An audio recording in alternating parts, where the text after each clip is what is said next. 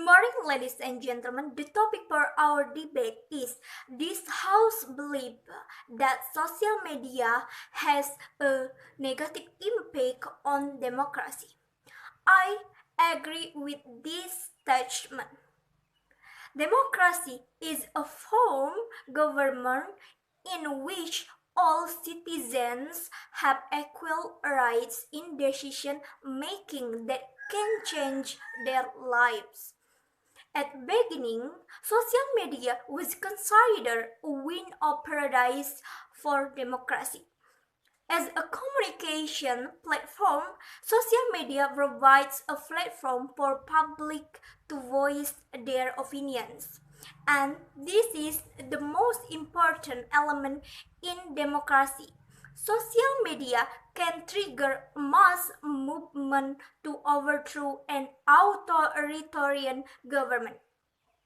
For example, such as when the Tunisian President Zain El Abidine Ben Ali resigned from the presidency of Tunisia in 2011 due to social protest triggered by social media.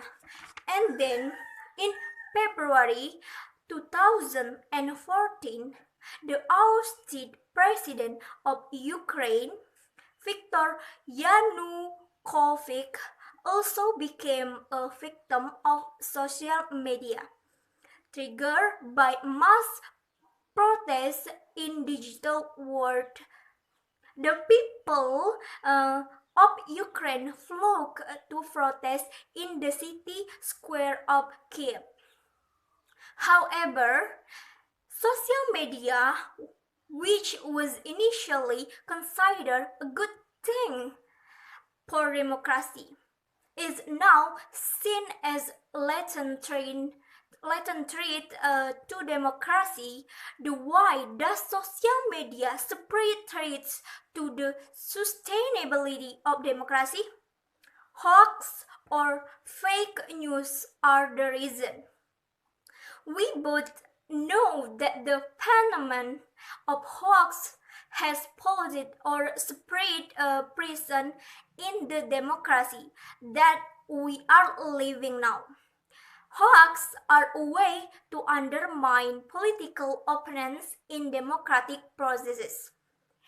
In the concept of freedom of speech, hoax are not part of democracy. Society needs to have complete, accurate, and open information to make decisions in the process of democracy.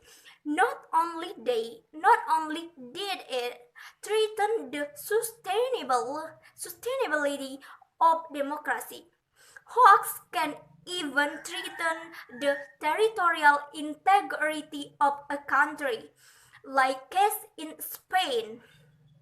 Spain almost lost Catalonia due to hoax. On October 1, 2017, the people of Catalonia flocked to the voting booth in referendum to choose whether or not to separate from Spain. The result: 92.01% of votes choose to separate from Spain. On the day of the referendum, #Catalan referendum became a worldwide Twitter trending topic for 12 hours. But 80% of posts related to the referendum come from anonymous accounts and are suspected of being bots. Ahead of the Catalonia referendum, hoax proved to be untrue. That had already spread on social media with a photo of a woman's broken fingers that was said to have been broken by the police to prevent the woman from going to the voting booth. Another hoax that spread on social media ahead of the referendum was photos of bloody voters who he said were the result of police brutality. In fact, the photos are actually photographs of Spanish mining workers injured in workplace accident in 2002. This hoax managed to drive public opinions. Certainly, social media can be used by irresponsible parties who aim to destabilize a political situation.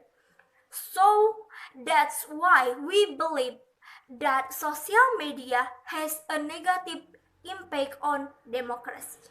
So, ladies and gentlemen, thank you.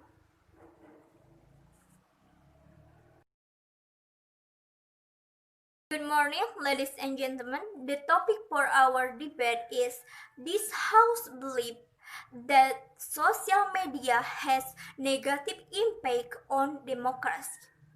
I don't agree with this statement. The speakers of the affirmative has tried to tell you about social media can trigger a mass movement to overthrow an authoritarian, such as in case Zain El Abidin Ben Ali, the Speaker of the affirmative, said the president resigned caused by impact social media. This is not true because if indeed the president is innocent, then why did the court decide that he was guilty? Even the Tunisian military court declared former President Zain El Abidin Ben Ali guilty of inciting violence and sentenced him to 20 years in prison at Wednesday, June 13, 2011.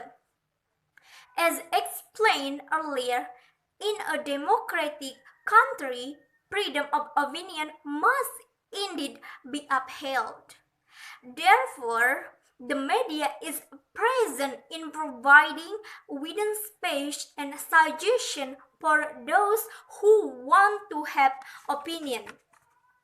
The media provides the broadest possible space and space individuals or groups who want to express their opinions. At the same time, the media social also bridge the way to public opinion should really be heard by the authorities. Everyone in here has been feel how more easier we can give opinions about politics or anything else social media than us use conventional way like in the past. Actually, the media social is also always present and plays a role in providing an overview of the political situation. In this case, a democratic country gives full rights to its people and determining their political choices. And citizens in a democratic country certainly be a role as a control and critique of the running of the government as a cause of success communication. And also, this is what causes a country to have a good democracy. In second point, the speaker of the affirmative said hoax or fake news in social media are the reason of mess at democracy. I don't agree with this statement. Actually, it's not completely because of the hoax. And everyone should know that if you spread hoax, you will be punished. In Indonesia itself has regulation like Article 28, paragraph 1 of the Information and Electronic Transaction Law, or ITE law, can be threatened, stating everyone intentionally and without the right to spread false and misleading news that result in consumer losses in electronic transaction that can be